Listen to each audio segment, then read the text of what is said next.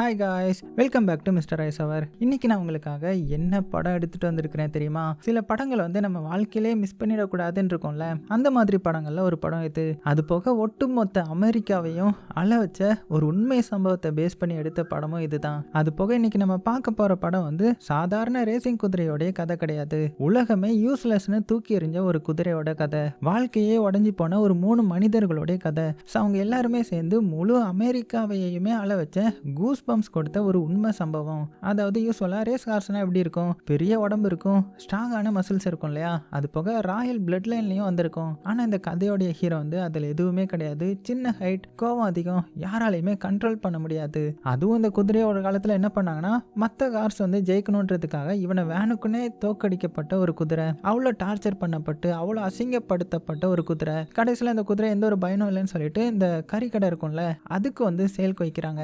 இப்படி அவனை அந்த உலகமே ரிஜெக்ட் பண்ண நேரத்தில் ஒரே ஒரு மனிதன் மட்டும் அந்த குதிரை கண்ணுல இருந்து பெயினை நோட்டீஸ் பண்றான். ஸோ அங்கிருந்து தான் ஒரு இம்பாசிபிளான ஜேர்னி ஸ்டார்ட் ஆகுது. ஒரு மனசொடைஞ்ச குதிரை, ஒரு வாழ்க்கையே வெறுத்த குதிரை வீரர், அது மட்டும் இல்லாம ஒட்டுமொத்த வாழ்க்கையே இழந்த ஒரு மில்லியனர். ஸோ அவங்க 3 பேரும் சேர்ந்து இந்த உலகத்தோடைய ஒரு ஸ்ட்ராங்கஸ்டான சாம்பியனுக்கு எதிராக நிற்கிறாங்க. அதுவும் ரொம்பவே டிப்ரெஷன் டைம்ல வாழ்க்கையில நம்பிக்கை இழந்திருந்த அமெரிக்க மக்கள் எல்லாத்துக்குமே இந்த ஒரு சின்ன குதிரை ரொம்ப பெரிய இன்ஸ்பிரேஷனா ஆன கதை. ஒரு காலத்துல நடக்கவே முடியாம இருந்த இந்த குதிரை எப்படி உலகத்தோடைய கிரேட்டஸ்ட் ரேஸ் கார்ஸா மாறிச்சு, உடஞ்சு போன மனிதர்கள் எப்படி ஒருத்தருக்கு ஒருத்தர் காப்பாத்திட்டாங்க, கடைசியில் இந்த சி பிஸ்கெட் உலகத்தையே ஜெயிச்சுதா இல்லையா அப்படின்ற கதையை ரொம்பவே எமோஷனலா, ரொம்பவே கூஸ் பம்ப்ஸா சொன்ன கதை தான். அப்படின்ற கதையை ரொம்பவே எமோஷனலா, ரொம்பவே கூஸ் பம்ப்ஸா, ஒரு ட்ரூவான ஃபீல் குட் எக்ஸ்பீரியன்ஸா சொன்ன கதை தான் சி பிஸ்கெட். சரி, வாங்க டைம் வேஸ்ட் பண்ணாம டைரக்டா படத்தோட கதைக்குள்ள போயிடலாமா? அப்படி போறதுக்கு முன்னாடி ஒரே ஒரு லைக்கை மட்டும் தட்டி விட்டுருங்க. ஒரு டைம்ல அமெரிக்கா ஃபுல்லுமே இந்த ரேஸ் ட்ராக்ல ஒரே ஒரு குதிரை பேர் கேட்டாலே மக்கள் ஏளனமா சிரிச்சுக்கிட்டு சைட் ஆயிடுவாங்க. ஓ, அந்த யூஸ்லெஸ் ஹார்ஸான்ற மாதிரி. அந்த ஹார்ஸோடைய பேர் தான் சி பிஸ்கெட். ஆனா யாருக்குமே தெரியாது அந்த ஸ்மால் ஹார்ஸ் பாடிக்குள்ள ஒரு கம்ப்ளீட்டான போராளி உயிரோட புதஞ்சு கிடக்குறான்றது. ஸோ சி பிஸ்கெட்ன்றது ஒரு சாதாரண குதிரை கிடையாது. ஒரு 1000 மைல் ஹார்ஸ். அதாவது உடம்பு உடஞ்சாலும் மனசு மட்டும் உடையாம எவ்வளவு தூரம் வேண்டுனாலுமே ஓடிட்டே இருக்கிற ஒரு ஃபைட்டர்னு கூட சொல்லியாகலாம். ஆனா இந்த உலகம் அவனை அப்படி ஒரு டைம் கூட பார்த்தது கிடையாது. சின்ன வயசுல இருந்தே அவன் டிஃப்ரெண்டா இருந்தான். ஸோ மற்ற குதிரை மாதிரி அவன் எனர்ஜெட்டிக்கா இருக்க மாட்டான், ரொம்பவே தூங்குவான். ஆனா சாப்பாடு மட்டும் மற்ற குதிரையை விட 2 மடங்கு சாப்பிடுவான்னா பாத்துக்கோங்க. ஆனா உடம்பு மட்டும் அவங்களுடைய பாதி சைஸ் கூட இருக்காது. அதனாலேயே ரேஸ் ட்ராக்ல இருந்த எல்லாருமே அவன் வீக் ஆனவன், யூஸ்லெஸ் ஆனவன், ஃபெயிலியர்ன்ற மாதிரி லேபிள் போட்டுட்டாங்க. ஸோ ஒரு உயிரோட பொட்டன்சியலை பார்க்காம வெறும் வெளிப்புறத்தை மட்டும் பார்த்து ஜட்ஜ் பண்றது இந்த உலகத்துக்கு புதுசு கிடையாது இல்லையா? ஸோ சி பிஸ்கெட்டுக்கு வெறும் ஒரு 6 மாசம் வயசு இருக்கும்போது அவனுடைய ஓனர் ஒரு ஹார்ஸ் ட்ரெயினர் கிட்ட அதை ஒப்படைச்சிடுறாரு. ஒரு சின்ன பேபி ஹார்ஸ் தான். அதுக்கப்புறம் தேவைப்பட்டது என்னது? ஒரு அன்பு தானே. ஆனா கிடைச்சதோ வயலன்ஸ் தான். ஸோ அந்த ட்ரெயினருக்கு சி பிஸ்கெட் மேல கொஞ்சம் கூட பாசம் கிடையாது. அவருக்கு அந்த குதிரை ஒரு ஸ்டபர்னான ஒரு யூஸ்லெஸ் அனிமல் மாதிரி தான் தெரியும். அதனால ஒரு ஜாக்கி கிட்ட அதை அடிச்சாவது நீ கண்ட்ரோல் பண்ணு அப்படின்னு ரொம்பவே ஹார்ஸா சொல்லுவாரு. அதுக்கப்புறம் அந்த இன்னசென்ட் ஹார்ஸோடைய வாழ்க்கை ஃபுல்லுமே மாறிடுது. என்னன்னா அந்த சவுக்கு வச்சு அடின்னு அடிக்கிறாங்க. ஸோ அது டயர்ட் ஆகுது, விழுது, மூச்சு வாங்குது. ஆனா யாருமே ஸ்டாப் பண்ண மாட்டாங்க. இன்னும் ஓடுன்ற மாதிரி மறுபடியும் அடிப்பாங்க. ஸோ அவன் கண்கள்ல இருந்த பெயின், அவன் உள்ள பில்டான ஃபியர், அவனுடைய லோன்லினஸ், இதெல்லாம் யாருக்குமே தெரியாது. ஏன்னா அவனை யாருமே ஒரு உயிரா பார்க்கல. ஸோ அவனை ஒரு மெஷின் மாதிரி தான் ட்ரீட் பண்ணுவாங்க. ஸோ கடைசியில் அந்த ஹார்ஸ் யூஸ்லெஸ்ன்ற மாதிரி முடிவு பண்றாங்க. அதுக்கப்புறம் சி பிஸ்கெட்டுக்கு ஒரே ஒரு பர்பஸ் மட்டும் தான் இருக்கும்.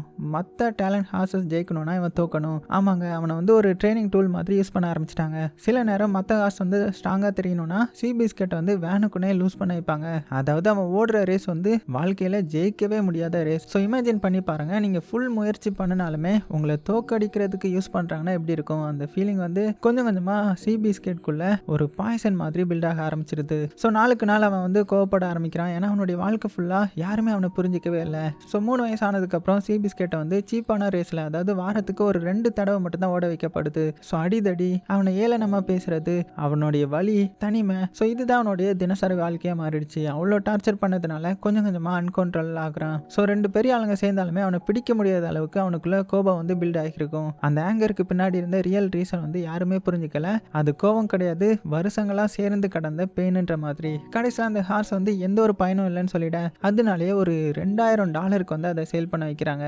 அதுவும் ஹார்ஸோட மீட் ரேட்டுக்கு. அதாவது ஒரு காலத்துல சாம்பியனாக மாறி இருக்க வேண்டிய ஒரு உயிரை அந்த கறிக்கடை ரேட்டுக்கு விலை பேசுறாங்க. ஆனா வாழ்க்கையில சில உயிர்கள் முழுசா உடஞ்சதுக்கு அப்புறம் தான் அவங்களுடைய உண்மையான பவர் வெளியில வரும். ஸோ அங்க இருந்து தான் சி பிஸ்கெட்டோடைய உண்மையான ஸ்டோரியும் ஆரம்பிக்குது. அந்த நேரத்துல தான் டாம் ஸ்மித்ன்ற மாதிரி ஒரு மனுஷரா அந்த குதிரையோட வாழ்க்கைக்குள்ள வராரு. ஸோ அவர் வந்து ஒரு ஹார்ஸ் ட்ரெயினர். ஆனால் மற்ற ட்ரெயினர் மாதிரிலாம் கிடையாது. அவருக்கு வந்து இந்த ஹார்ஸ்னா பணம் கிடையாது, ஒரு ஃபேமிலி மாதிரி. ஒரு காலத்தில் அமெரிக்கா முழுக்க டிராவல் பண்ணி ஹார்ஸ் வந்து ட்ரெயின் பண்ணிட்டு இருந்தவர் குதிரைகளோடைய வாழ்ந்த மனிதர். ஸோ காற்றோட சேர்ந்து வாழ்ந்த மனிதர். ஆனால் காலம் வந்து மாற ஆரம்பிச்சிடுச்சு இல்லையா? ஸோ இந்த பைசைக்கிள்ஸ், கார் இதெல்லாம் வந்ததுக்கப்புறம் டாம் மாதிரியான பழைய ஹார்ஸ் ட்ரெயினரை வந்து இந்த உலகம் தேவையில்லாதவங்க மாதிரி ட்ரீட் பண்ண ஆரம்பிச்சிட்டாங்க. ஸோ வேலை இல்லை, காசு இல்லை. அதனாலே அவர் சிட்டியில் வந்து சின்ன சின்ன வேலை பண்ணி சர்வே பண்ணிட்டு இருந்தாரு. ஒரு நாள் ஒரு ரேஸ் ட்ராக்குக்கு வெளியே அவர் பார்த்த சீன் வந்து அவருடைய மனசே உடஞ்சி போக வச்சிருச்சு. அதாவது ஒரு குதிரையோடைய கால் உடஞ்சி தரையில் விழுந்து வலியிலால துடிச்சிட்டு இருக்குது. அதோடைய ஓனர் வந்து அந்த ஹார்ஸை வந்து சூட் பண்ணி கொலை பண்ணுறதுக்கு வந்து ரெடி ஆகுறான். ஏன்னா அவனுக்கு அந்த ஹார்ஸ் வந்து இனிமேல் தேவையில்லை இல்லையா?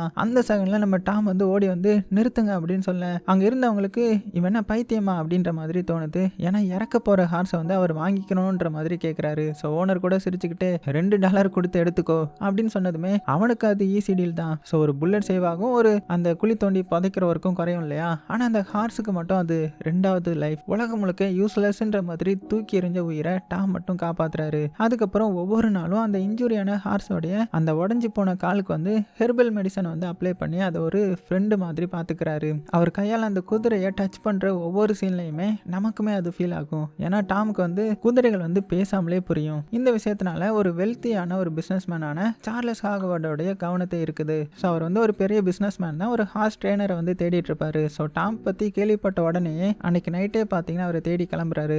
கடைசியில் நம்ம டாமை கண்டுபிடிச்சிட்டேன். ஆனால் அவர் தங்கியிருந்த இடத்த பார்த்த உடனே சார்லஸ்க்கு வந்து ரொம்பவே அதிர்ச்சி காத்துட்டு இருந்துச்சு. ஏன்னா டாம் வந்து ஒரு வீட்டில் இல்லை, காட்டு புதருக்கு நடுமத்திலேயே தூங்கிட்டு இருந்திருப்பாரு. சார்லஸ் வந்து டாம் கிட்ட அமைதியாக ஒரே ஒரு கேள்வி தான் கேட்குறாரு. அதாவது ஓடவே முடியாத ஒரு குதிரைக்காக இன்னும் ஏன் இவ்வளோ டைமை வந்து நீங்கள் ஸ்பெண்ட் பண்ணுறீங்க, மணியுமே வேஸ்ட் பண்ணுறீங்க அப்படின்னு கேட்ட உடனே டாமும் கொஞ்ச நேரம் அந்த அடிப்பட்ட குதிரையை பார்த்துட்டு இருப்பாரு. அதுக்கப்புறம் மெதுவாக ஒரு வார்த்தை என்ன சொல்கிறாருன்னா, ஒரு உயிரை காயப்பட்டதுனால அதோடைய மதிப்பு போயிடாது, ஒரு உயிர் உடஞ்சிருச்சுன்னு அது வந்து ஒர்த்லெஸ் ஆகிடாது அப்படின்னு அந்த டாம் சொன்ன வார்த்தை வந்து சார்லஸோடைய மனசுக்குள்ளே நேராக போய் தாக்கிறது. ஏன்னா அந்த மூமெண்ட்டில் அவருக்கு ஒரு விஷயம் புரியும். அந்த புரோக்கன் ஹார்ஸ் இருக்கு இல்லையா, அதே மாதிரி தான் இந்த சார்லஸோடைய வாழ்க்கையும் உடஞ்சி போயிருக்கும். அதாவது ஒரு காலத்தில் இந்த சார்லஸ் ஹாக்வர்ட் வந்து ஒரு சாதாரணமான இந்த பைசைக்கிள் மெக்கானிக் தான். ஸோ யாருக்கும் தெரியாத ஒரு மனிதர். ஆனால் ஒரு நாள் ஒரு சான்ஸ் கிடைச்சிருக்கும், ஒரு காரை ரிப்பேர் பண்ணுற ஆப்பர்ச்சுனிட்டி கிடைச்சிருக்கும். அந்த ஒரு மூமெண்ட் தான் அவருடைய ஃபியூச்சரே அவருக்கு தெரிஞ்சிருக்கும். ஸோ இதுதான் நெக்ஸ்ட் உலகம்ன்ற மாதிரி புரிஞ்சுக்கிறாரு. அதுக்கப்புறம் தான் ஆட்டோமொபைல் பிஸ்னஸ்குள்ளே வந்திருந்திருப்பாரு.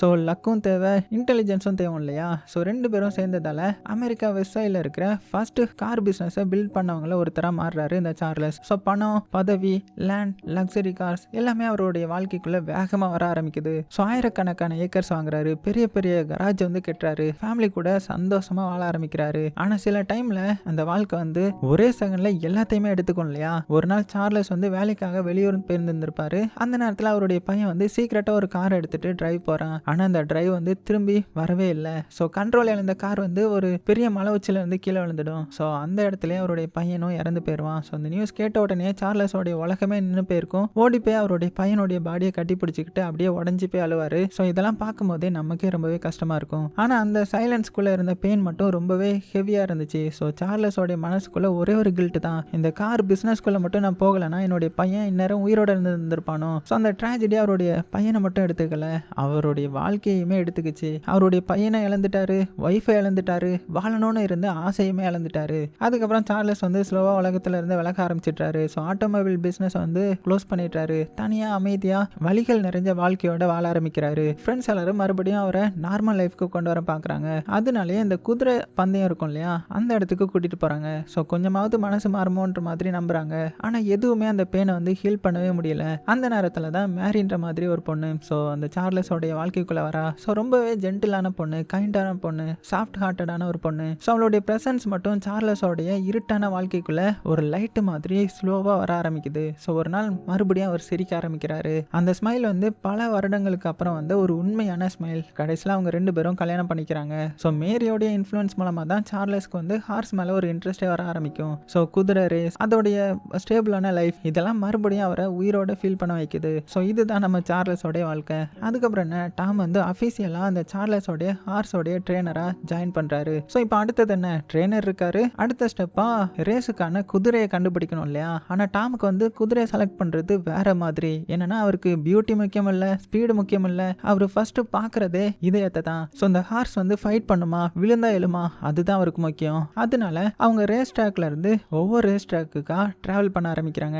நிறைய ஹார்ஸ் பார்க்குறாங்க. ஆனால் டாம் மனசுக்குள்ள இது இல்லைன்ற மாதிரி தான் தோணிட்டு இருக்குது. ஸோ இப்படி இருக்கச்சில ஒரு நாள் அதிகாலையில் சுமார் ஒரு 5 மணி இருக்கும். அந்த நேரத்தில் ஒரு சின்ன ஒரு ஸ்கின்னியான ஹார்ஸ் வந்து வார்ம் அப்காக வெளியில் கொண்டு வரும்போது அது நடக்கிறத பார்த்தா வலியோட ஸ்ட்ரகிள் மாதிரி இருக்கும். ஸோ ஒவ்வொரு ஸ்டெப்பும் எடுத்து வைக்கும்போது அது வந்து அப்படியே நொண்டி நடந்துட்டு இருக்கும். ஸோ மூச்சு வாங்குறதுக்கே கஷ்டப்படுற மாதிரி இருக்கும். ஆனால் டாம் அந்த ஹார்ஸோடைய ஐஸ்குள்ள பார்த்த உடனே அவருக்கு வேற ஏதோ மாதிரி ஃபீல் ஆகுது. அந்த கண்களில் கோபம் இருந்துச்சு, பெயின் இருந்துச்சு, சர்வை பண்ணணுன்ற மாதிரி ஒரு ஃபயர் இருந்துச்சு. அந்த ஹார்ஸோடைய பாடி வந்து ஸ்மாலாக இருக்கலாம், அதோடைய மனசு மட்டும் உடஞ்சிருக்கல. அந்த ஹார்ஸோடைய உடம்பு முழுக்க கடந்த காலத்தோடைய காயங்கள் இருந்துச்சு. ஒவ்வொரு தழும்புமே அது எவ்வளோ பெயினை பார்த்துருக்குன்ற மாதிரி சொல்லிக்கிட்டு இருந்த மாதிரி அந்த தழும்பு இருந்துச்சு. ஆனால் டாம் அந்த குதிரையை பார்த்த அடுத்த செகண்ட்லேயே அவருக்கு புரிஞ்சிடுச்சு, நான் தேடிட்டு இருந்த குதிரை வந்து இதுதான் உண்மையான 1000 மைல் ஹார்ஸ். உடனே அவர் சார்லஸ் கிட்ட திரும்பி இந்த ஹார்ஸை வாங்கணும் அப்படின்னு சொல்ல, ஆனால் சார்லஸ்க்கு மட்டும் குழப்பமா இருக்கும். என்னடா இந்த ஹார்ஸை பார்த்தாலே முழுசா டயர்டா புரோக்கனா அன்கன்ட்ரோலபிள் மாதிரி இருக்கும். அதுவும் பல எக்ஸ்பீரியன்ஸான அந்த குதிரை வீரர்கள் கூட அதுகிட்ட போக பயப்படுவாங்க. ஏன்னா அது ரொம்பவே வைல்டு, ரொம்பவே ஸ்டபனா இருக்கு. ஒரு ஸ்டேஜ்ல நம்ம டாம் வந்து ஒரு சீனியர் ஜாக்கி வந்து கூட்டிட்டு வராரு. அந்த ஹார்ஸை ரைட் பண்ண ட்ரை பண்ணுன்ற மாதிரி சொல்ல, ஆனா அந்த ஜாக்கி வந்து ஹார்ஸ் கிட்ட நெருங்கின உடனே சி பிஸ்கட் வந்து செம்மையா அக்ரெசிவ் ஆகிடுது. ஒரே வேகத்துல அந்த ஜாக்கி மேல பாஞ்சு அவனுடைய கிளாத்தையே கடிச்சு அப்படியே கிளிக்க ஆரம்பிச்சிடும். ஸோ ஜீசஸ் கிரைஸ்ட் அப்படின்னு பயந்துக்கிட்டே அந்த ஜாக்கி வந்து ஓடி போயிடுறான். இந்த சீனை பார்த்த சார்லஸ்க்கு வந்து இது இம்பாசிபிள்ன்ற மாதிரி தோணுது. யாராலையுமே அந்த ஹார்ஸை கண்ட்ரோல் பண்ண முடியல. கொஞ்சம் கொஞ்சமா நம்ம டாம் கூட நம்பிக்கை வந்து இழக்க ஆரம்பிச்சிட்டாரு. ஸோ இந்த நேரத்தில் தான் தூரத்தில் ஒரு யங் பாய் வந்து ஒரு 4 பேருக்கு எதிராக தனியாக ஃபைட் பண்ணிட்டு இருக்கிறத நம்ம டாம் வந்து கவனிக்கிறாரு. ஸோ அவனுடைய ஃபேஸில் வந்து பயமே இருக்காது. அவன் அடிபட்டாலும் மறுபடியும் எழுந்து ஃபைட் பண்ணிட்டே இருக்கிறான். ஸோ டாம் வந்து அவனை கொஞ்ச நேரம் அமைதியாக பார்த்துட்டு மறுபடியும் சி பிஸ்கட்டை பார்க்குறாரு. அந்த செகண்டில் 2 பேருக்குள்ளேயும் ஒரே மாதிரி ஏதோ இருக்குன்ற மாதிரி ஃபீல் பண்ணுறாரு. உடஞ்சி போன மனசு, உள்ளுக்குள்ள கொதிக்கிற கோபம், யாருக்குமே தலை குனியாத ஸ்டபர்னஸ், அந்த 2 புரோக்கன் சோல்குள்ள ஒரே மாதிரி பெயின் இருந்திருக்குது. ஸோ இந்த மூமெண்ட்ல தான் நம்ம டாமுக்கு புரிஞ்சிடும், இந்த ஹார்ஸை புரிஞ்சிக்க முடிகிற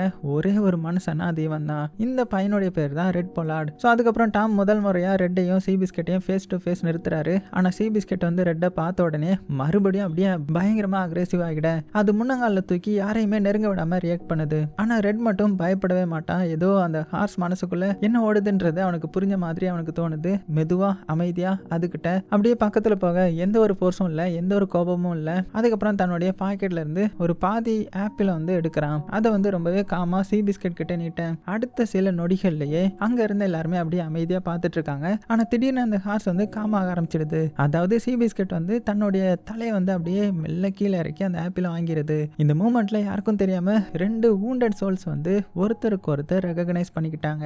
ஏன்னா ரெட்டுக்கும் ஒரு பெயின்ஃபுல்லான பாஸ்ட் இருந்துச்சு. அதாவது அவன் பாஸ்ட் என்னன்னா, அவன் வந்து ஒரு ரிச் ஃபேமிலியில தான் பிறந்தவன். 5 குழந்தைங்கள்ல ஒருத்தன் தான் இந்த ரெட். பெரிய வீட்டில் ஒரு கம்ஃபர்டபுளான லைஃப்ல வாழ்ந்தவன். சின்ன வயசுல இருந்து இந்த குதிரைகள் மேல சவாரி போறது அவனுக்கு நேச்சுரல் டேலண்டா இருந்துச்சு. அவனுடைய அப்பா கூட அவனுக்காக ஒரு தனியா ஒரு ரேஸ் கார்ஸ் வந்து வாங்கி கொடுத்துருப்பாரு. ஆனா ஒரு நாள் அமெரிக்கா முழுக்க ஒரு கிரேட் டிப்ரெஷன் வந்திருக்கும். சில நாட்களுக்குள்ளேயே லட்சக்கணக்கான மக்கள் தங்களுடைய சேவிங்ஸ், வேலை அப்படின்னு எல்லாத்தையுமே இழந்துட்டாங்க. குடும்பமா வீடுகளை விட்டு வெளியேற ஆரம்பிச்சிட்டாங்க. அந்த லிஸ்ட்ல நம்ம ரெட்டோடைய ஃபேமிலியும் இருந்துச்சு. ஸோ வாழ்க்கையே சடனா உடஞ்சி போயிருச்சு. அந்த கஷ்டமான காலகட்டத்திலையுமே ஹார்ஸ் ரேசிங் மட்டும்தான் மக்களுக்கு ஒரு சின்ன எஸ்கேப் மாதிரி இருந்துச்சு. அதனால ரெட் வந்து ரேஸ் ட்ராக்ல ஒரு சின்ன வேலைகளை வந்து செய்ய ஆரம்பிக்கிறான். ஸோ ஹார்ஸை பார்த்துக்கிறது, ஸ்டேபிளா கிளீன் பண்றது அப்படின்னு தினமும் வேலை பண்ணி ஒரு $2 தான் ஏர்ன் பண்ணுவான். ஆனா அந்த காலத்துல அது ஒரு குடும்பத்தையே காப்பாற்றுற அளவுக்கு பெரிய பணம் இல்லையா. ஸோ ரெட்டோடைய மனசுக்குள்ள ஒரே ஒரு நம்பிக்கை, நான் ஹார்ட் ஒர்க் பண்ணிட்டே இருந்தா ஒரு நாள் நல்ல லைஃபா மாறிடும். ஆனா வாழ்க்கை அவனுக்காக ஒரு இன்னொரு காயத்தையுமே ரெடி பண்ணிட்டு இருந்துச்சு. அதாவது ஒரு நாள் ரெட் வந்து வேலையை முடிச்சுட்டு வீட்டுக்கு திரும்பி வரான். ஆனா வீட்டுக்குள்ள வந்த உடனே ஏதோ சரியில்லைன்ற மாதிரி ஃபீல் ஆகுது. என்னன்னா அவனுடைய அம்மா வந்து அமைதியா உட்காந்து அழுதுட்டு இருப்பாங்க.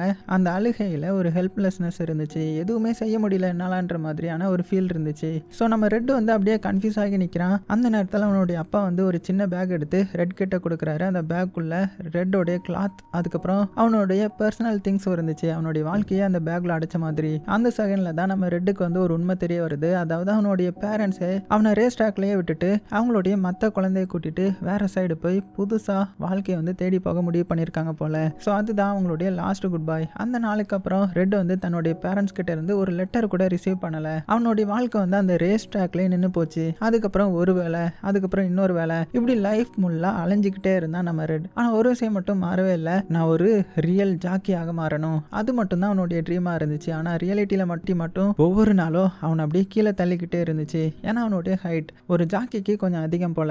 அதனால ஒவ்வொரு காலையிலுமே ரெட் ரெட் என்ன பண்ணுறான்னா தன்னுடைய வெயிட்டை குறைக்கணுன்றதுக்காக வேனுக்குன்னே வாந்தி எடுப்பான். ஸோ 48 கிலோவுக்கு மேலே போயிட்டா யாருமே வேலை கொடுக்க மாட்டாங்க. ஸோ அவ்வளோ சாக்ரிஃபைஸ் பண்ணியுமே அவன் தொடர்ந்து ரேஸ்களில் வந்து தோத்துக்கிட்டே இருப்பான். ஒரு தடவை மட்டும் அவன் செகண்ட் பிளேஸ்க்கு வந்திருப்பான். ஆனால் அதுக்கான வாழ்த்துக்கள் கூட கிடைக்கல, காசும் கொடுக்க மாட்டேன்றாங்க. பதிலுக்கு பயங்கரமாக திட்டம் மட்டும்தான் செஞ்சாங்க. நாளுக்கு நாள் அவனுடைய லாசஸ் வந்து அதிகமாக போக அவனுக்கு சான்சஸ் கொடுக்குறவங்களும் குறைய ஆரம்பிச்சாங்க.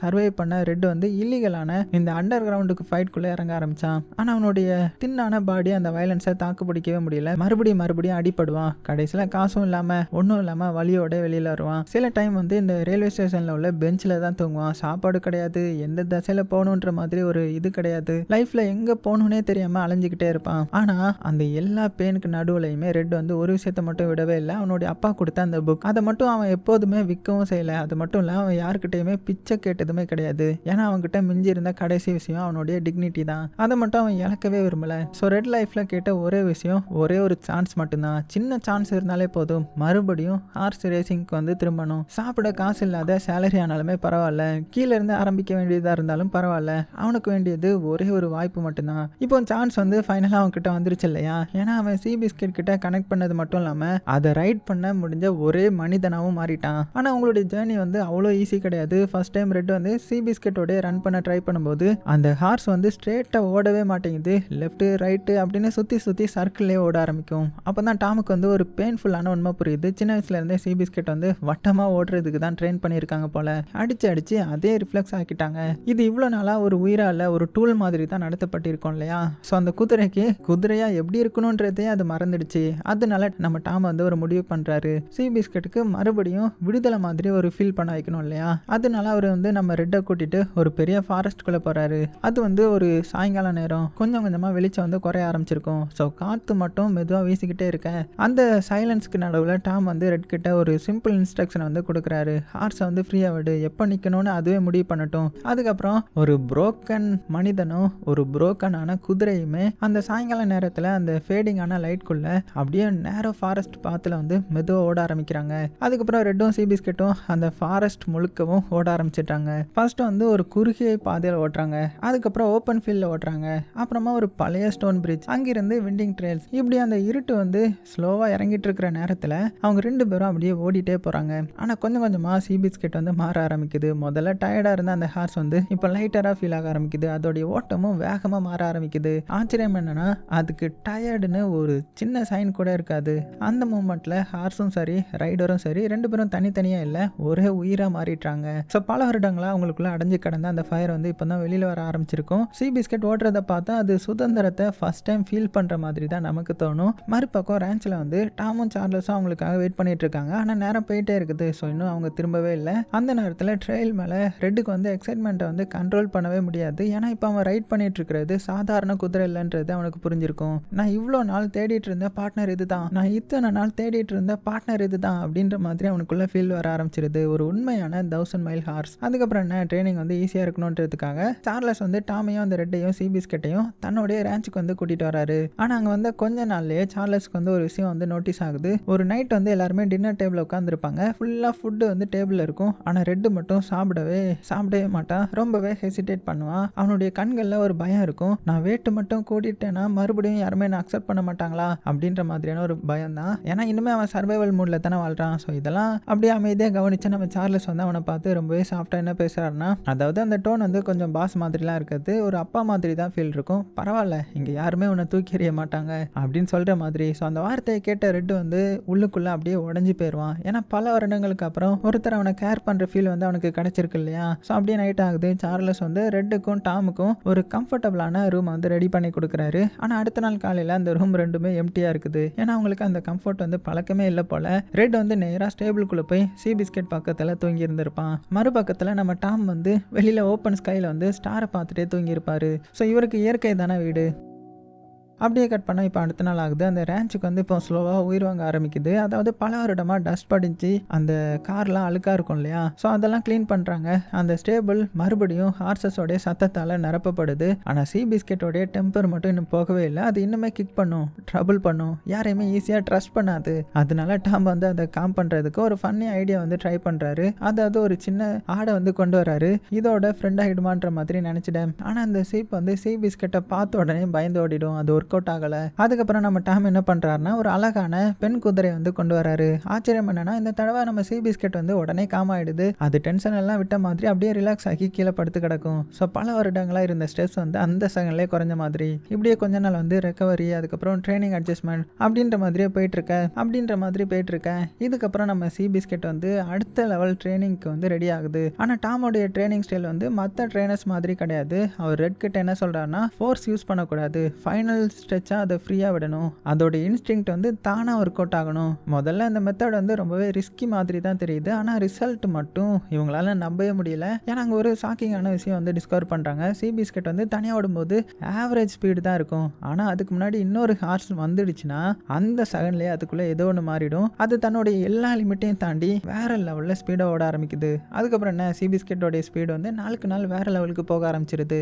ரேஸ் ட்ராக்ல அது ஓடுறத பார்த்து எல்லாருமே ஷாக் ஆகிடுறாங்க. ஏன்னா அது சாதாரணமாக ஓடவே இல்லை, பறக்கிற மாதிரி ஓடுது. ஒரு ஸ்டேஜில் வந்து பல ட்ராக் ரெக்கார்டையும் பிரேக் பண்ண ஆரம்பிச்சிடுது. ஸோ இந்த ஹார்ஸை பார்த்து மக்கள் எல்லாருமே ஸ்லோவாக கவனிக்க ஆரம்பிக்கிறாங்க. ஆனால் டாம்க்கு ஒரு விஷயம் நல்லாவே தெரியும், ஸ்பீடு மட்டும் பார்த்தாது, ஒரு ரியல் ரேஸ் ஹார்ஸுக்கு தேவையானது எக்ஸ்பீரியன்ஸும் தானே. அதனால கொஞ்ச நாளைக்கு அப்புறம் அவங்க ஃபர்ஸ்ட் அஃபிஷியல் ரேஸ்க்கு வந்து ரெடி ஆகுறாங்க. ஸோ ரேஸ் ஆரம்பிக்கிறதுக்கு முன்னாடி நம்ம டாம் வந்து ரெட் கிட்ட ஒரு கிளியரான ஸ்ட்ராட்டஜி சொல்றாரு. ஸ்டார்டிங்கில் ஃப்ரண்ட் ஹார்ஸுக்கு பின்னாடி ஏறு, கடைசி ஸ்ட்ரெச் வரைக்கும் சி பிஸ்கெட்டை கண்ட்ரோல் பண்ணு, ஃபைனல் மூமெண்ட்டில் மட்டும் நீ அதை ஃப்ரீயாக விட்டுரு, என்ன ஆனாலும் சரி அப்படின்னதும் ரெட்டும் பார்த்தீங்கன்னா சரின்னு ஒத்துக்கிறான். ஆனால் ரேஸ் ஆரம்பித்த அடுத்த சில செகண்ட்லேயே எல்லாமே மாறிடுது. ஒரு ரைடர் சின்னதாக ரெட் மேலே மோதி விடுறான். அந்த டச் ரெட்டுக்குள்ள பல வருடமாக இருந்த கோபத்தை வந்து ட்ரிகர் பண்ணிடுது. அந்த செகண்ட்லேயே அவன் வந்து ரேஸ் பிளானே மறந்துடுறான். கோபத்தில் நம்ம சி பிஸ்கெட்டை வந்து ரொம்பவே ஹார்ஸை வந்து புஷ் பண்ண ஆரம்பிச்சிடுறான். ஸோ ஹார்ஸோட ரிதம் வந்து அப்படியே பிரேக் ஆகிடுது. அதோடைய ஃபுல் எனர்ஜியுமே ஆரம்பத்தில் யூஸ் பண்ணிடுது. ஸோ ஃபைனல் ஸ்ட்ரெச் வந்தபோது ஸோ சி பிஸ்கெட் கிட்ட மிச்சமாக எனர்ஜியே இருக்காது.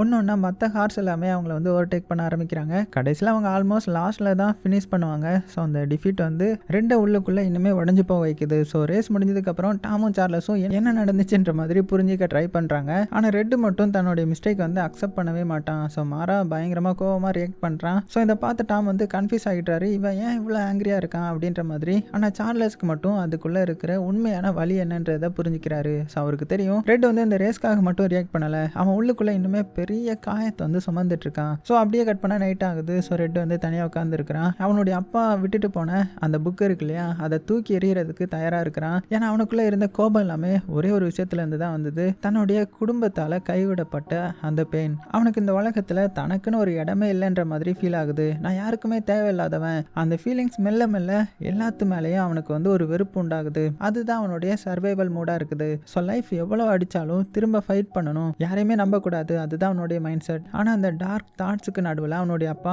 அவன் மேலே வச்சிருந்த நம்பிக்கை மெல்ல மெல்ல அவனுடைய மைண்டுக்கு வந்து திரும்ப வருது. ஸோ அடுத்த நாள் ஃபுல் கில்ட்டோட ரெட் வந்து சார்லஸை பார்க்க வரான். ஸோ நேராக மன்னிப்பு கேட்க அவனால் முடியாது. அதனால லோன் கேட்குற மாதிரி நடிக்கிறான். உண்மையில அவனுக்கு காசு வேணும்னு இல்லை, இன்னும் என்ன ட்ரஸ்ட் பண்ணுறீங்களா அப்படின்னு தெரிஞ்சுக்கணுன்றதுக்காக. ஆனால் அவனுக்கு கிடைச்சது அவன் எதிர்பார்க்காத விஷயம். சார்லஸ் வந்து அவனை இன்னுமே நம்பிக்கையோட பார்க்குறாரு. அது மட்டும் இல்லாமல் ரெட்டுக்கு வந்து டீத்தை வந்து சரி பண்ண கொஞ்சம் மணி வேணும்னு தெரிஞ்ச உடனே சின்ன தயக்கம் கூட இல்லாமல் அதுக்கு மேலேயே அவர் காசு கொடுக்குறாரு. ஸோ அந்த கைண்ட்னஸ் வந்து ரெட்டோடைய மனசை அப்படியே தொட்டுருது. ஏன்னா இவ்வளோ நாளாக யாருமே அவனை இப்படி ட்ரீட் பண்ணதே கிடையாது. அந்த மூமெண்ட் வந்து அவனுக்குள்ளே இருந்த அந்த ப்ரோக்கன் ஃபீலிங்ஸை கொஞ்சம் கொஞ்சமாக ஹீல் பண்ண ஆரம்பிக்குது. ஸோ அடுத்த ரேஸ்லேயே நம்ம ரெட் வந்து டாம் சொன்ன ஸ்ட்ராட்டஜி வந்து எக்ஸாக்டாக ஃபாலோ பண்ணுறான். அதாவது என்ன ஸ்ட்ராட்டஜினா, ஸ்டார்டிங் சீன்லேயே அந்த சி பிஸ்கெட்டை கண்ட்ரோல் பண்ணி மற்ற ஹார்சஸ் கூட அதோட ஸ்பீட்லேயே மெயின்டைன் பண்ணுவான் இல்லையா. அது மட்டும் இல்லாமல் இந்த தடவை அவனுடைய கோபத்துக்கு இடம் கொடுக்கவே இல்லை. அப்புறம் என்ன, ஃபைனல் ஸ்ட்ரெச் வருது.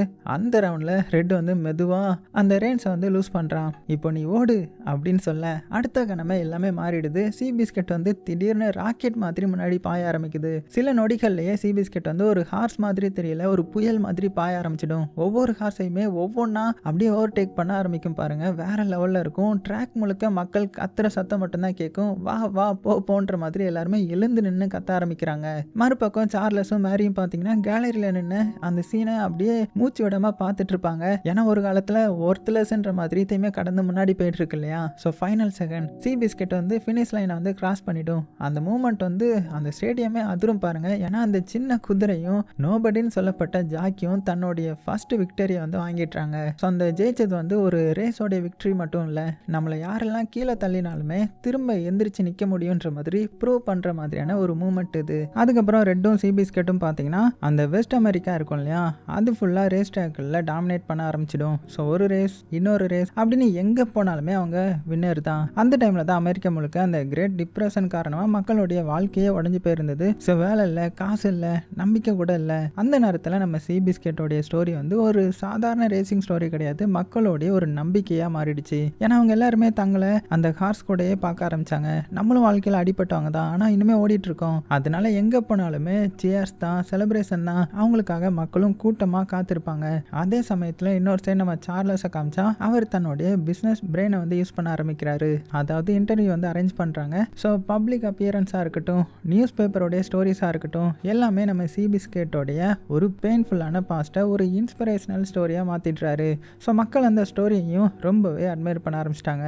அது மட்டும் இல்லாமல் சி பிஸ்கெட்டோடைய ஃபோட்டோ வச்சு நிறைய பொருட்களை கூட செல் பண்ண ஆரம்பிச்சிட்டாங்க. ஸோ அந்த கிரேஸ் வந்து நாளுக்கு நாள் பெருசாகிடுது, ப்ராஃபிட் கூட அதிகமாக வர ஆரம்பிக்கும். ஆனால் நம்ம டாமுக்கு மட்டும் இதில் அந்தளவுக்கு கம்ஃபர்ட் இல்லை. ஏன்னா அவரை பொறுத்த வரைக்கும் சி பிஸ்கெட் வந்து ஒரு ப்ராடக்ட் கிடையாது இல்லையா, அது வந்து ஒரு ஃபைட்டர், ரெஸ்பெக்டை டிசர்வ் பண்ணுற ஒரு உயிர். அவர் பயப்படுற விஷயம் என்னன்னா, டூ மச்சாக ஃபேம் வந்துச்சுன்னா மறுபடியும் டவுன்ஃபாலுக்கு காரணமாயிடுமோ அப்படின்னு ரொம்ப பயப்படுறாரு. அதை ப்ரூவ் பண்ணுறதுக்காக ஒரு நாள் டாம் வந்து ஒரு நியூஸ் பேப்பர் எடுத்து காட்டுறாரு. அந்த பேப்பரோடைய ஃப்ரண்ட் பேஜில் வந்து ஒரு குதிரையோடைய ஃபோட்டோ இருக்கும். இதோடைய பேர் வந்து வார் அட்மிரல் போல, ஈஸ்ட் சைடோடைய சாம்பியனே இந்த குதிரை தான். ஸோ ரொம்பவே டாலாக இருக்குது, பியூர் பிரீட். அது போக நிறைய ரேசஸில் வந்து எல்லாத்துலேயுமே அன்டிஃபிட்டட் தான். ஸோ மீடியா அதை வந்து பெர்ஃபெக்ட் ஹார்ஸ்ன்ற மாதிரி புகழ்ந்து எடுத்திருப்பாங்க. ஸோ அதை பார்த்த சார்லஸ் வந்து சில செகண்ட் வந்து அப்படியே அமைதியாக நின்றுட்டு இருப்பாரு. ஏன்னா அவருக்கு புரிஞ்சிடும், கம்ஃபர்ட்டும் சரி, சக்ஸஸும் சரி, ஃபேமும் சரி, எதுவுமே பெர்மனன்ட் கிடையாது. ட்ரூ கிரேட்னஸ் வந்து யாருக்கு கிடைக்கும்னா மேலே மேலே ஏறணுன்ற மாதிரியான ஒரு வில்லிங்கோட இருப்பாங்கல்ல, ஸோ அவங்களுக்கு தான் கிடைக்கும்ன்றது புரிஞ்சுக்கிறாரு. ஸோ ரிஸ்க் எடுத்தாலுமே ஃபைட் பண்ணுறவங்களுக்கு மட்டும்தான் அது கிடைக்கும். அடுத்த நாளே நம்ம சார்லஸ் வந்து ஒரு போல்டான மூவ் எடுக்கிறாரு. நேராக ரேடியோவுக்கு போய் அந்த வார் அட்மிரல் குதிரை இருக்கு இல்லையா, ஸோ அதுக்கு வந்து ஓப்பன் சேலஞ்ச் வந்து விடுறாரு. ஸோ அந்த அனௌன்ஸ்மெண்ட் வந்து நாடு முழுக்க ரொம்பவே அதிர்ச்சியை ஏற்படுத்துச்சு. ஏன்னா இது சாதாரணமான ரேஸ் கிடையாது, ஈஸ்ட் வெர்சஸ் வெஸ்ட். ஸோ பல வருடங்களாக ஒருத்தருக்கு ஒருத்தர் கீழே பார்த்துக்கிட்ட உலகங்கள், ரெண்டு பேருக்குமே அவ்வளோ ஆகாது. ஸோ இப்போ ஒரே ட்ராக்ல வந்து ஃபேஸ் பண்ண போகிறாங்க. ஆனால் அந்த வார் அட்மிரலோடைய ஓனர் வந்து உடனே ரிஜெக்ட் பண்ணிடுறான். ஏன்னா சார்லஸையும் சரி, அவனுடைய டீமையும் சரி, சி பிஸ்கெட்டையும் சரி, அவர் வந்து ரொம்பவே சீரியஸாக எடுத்துக்கல போல. ஒரு சின்ன குதிரை, அதுவும் மொக்க பிரீடு, இது எனக்கு சேலஞ்ச் விடுதா அப்படின்ற மாதிரி அவமானப்படுத்திடுறான். ஆனால் சார்லஸ் வந்து ஈஸியாக கிவ் அப் பண்ணுற ஆள் கிடையாது இல்லையா. அவர் உடனே பார்த்தீங்கன்னா $1,00,000 மாதிரி ப்ரைஸ் மணி வந்து அனௌன்ஸ் பண்ணிடுறாரு. ஸோ $1,00,000 அந்த டைமில் ஒரு 50 கோடிக்கு சமமானது. ஏன்னா அந்த காலத்தில் அவ்வளோ பெரிய அமௌண்ட் வந்து யாருமே ஆஃபர் பண்ணதில்லை போல. ஆனால் இருந்தாலுமே அந்த வார் அட்மிரல் சைடில் இருந்து இனிமேல் இன்ட்ரெஸ்ட் காட்டவே இல்லை. ஏன்னா அவங்க ஆல்ரெடி ரொம்பவே ரிச், ரொம்பவே ஃபேமஸ் ஆனவங்களும் கூட. ஸோ அவங்களுக்கு ப்ரூவ் பண்ணுறதுக்குன்னு எதுவுமே இல்லை இல்லையா. அதனால சார்லஸ்க்கு ஒரு விஷயம் நல்லாவே புரியுது, இந்த ரேஸ் நடக்கணும்னா நம்ம ஃபோர்ஸ் பண்ண முடியாது. சி பிஸ்கெட் என்ன பண்ணணும்னா ஈஸ்ட் சைடோடைய எல்லா பெரிய பெரிய குதிரைகளையுமே தோக்கடிக்கணும். அப்பதான் அந்த வார் அட்மிரல் வந்து இந்த சேலஞ்சை அவாய்டே பண்ண முடியாதுன்ற மாதிரி புரிஞ்சுக்கிறாரு. இப்படி இருக்கச்சுல அடுத்தது ஒரு பெரிய ரேஸ்க்கு முன்னாடி டாம் வந்து மறுபடியும் ஒரு கேர்ஃபுல்லான ஸ்ட்ராட்டஜி வந்து தயார் பண்றாரு. எல்லாமே பிளான் பண்ணி போயிடுச்சுன்னா இந்த தடவை விக்டரியும் நம்மளோட இதுதான். ஆனா அடுத்த பெரிய ரேஸே ஒரு சின்ன மிஸ்டேக் வந்து எல்லாத்தையுமே மாத்திருது. அதாவது ரேஸ் வந்து ஆல்மோஸ்ட் முடிவுக்கு வர போற நேரத்துல ஃபைனல் ஸ்ட்ரெச்சுக்கு பக்கத்துல சி பிஸ்கெட் வந்து செம்ம ஸ்பீடா ஓடிட்டு இருப்பான். அந்த நேரத்துல ரெட்டுக்கு வந்து ஓவர் கான்ஃபிடன்ஸ் வந்துருது. இந்த ரேஸ் நம்ம கையில தான் அப்படின்னு நினைச்சிட, அதனால கொஞ்சம் அந்த கார்டை வந்து லோ பண்ணிடுறான். ஆனா அவனுக்கு தெரியாம பின்னாடி இருந்து இன்னொரு ஹார்ஸ் வந்து வேகமா க்ளோஸ் ஆகிட்டு இருக்கும்.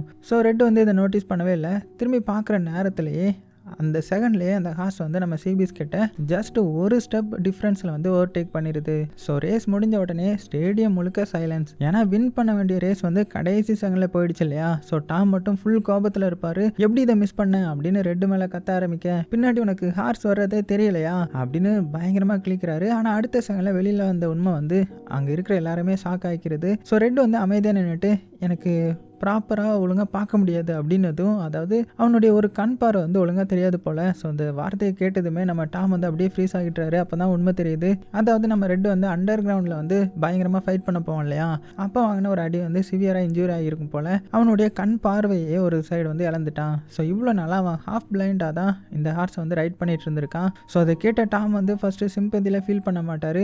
அதுக்கு பதிலாக அவருக்கு வந்து பிட்ரேயல் தான் ஃபீல் ஆகும். இவ்வளோ பெரிய விஷயத்தையே எங்ககிட்ட மறைச்சிட்டியா அப்படின்ற மாதிரி கோவப்படுறாரு. அந்த நேரத்தில் சார்லஸ் மெதுவாக நடுவில் வர அவர் டாம் கிட்ட அவரே ஒரு காலத்தில் சொன்ன விஷயத்த வந்து அப்படியே நினைவுபடுத்துறாரு. அவர் காயம் அடைஞ்சிட்டாருன்னு அவருடைய வேல்யூ வந்து மறைஞ்சு போயிடாது அப்படின்னு அந்த டைலாக் வந்து ஞாபகப்படுத்த. ஸோ அந்த டைலாக் வந்து டாம் மனசில் நேராக அடிச்சிருது. ஏன்னா அது அவருடைய சொந்த வார்த்தை இல்லையா. அந்த மூமெண்ட்ல டாமுக்கு வந்து புரியும் ரெட் வந்து ஒரு வீக்னஸ் கிடையாது, ஒரு வூண்டட் ஃபைட்டர். அடுத்த நாளே பார்த்தீங்கன்னா நியூஸ் பேப்பர் மூலிக ரெட் வந்து மார்க் பண்ண ஆரம்பிச்சிருப்பாங்க. அதாவது பாதி கண்ணுள்ள ஜாக்கி, யூஸ்லெஸ் ரைடர் அப்படின்னு ஹெட்லைன்லாம் போடுறாங்க.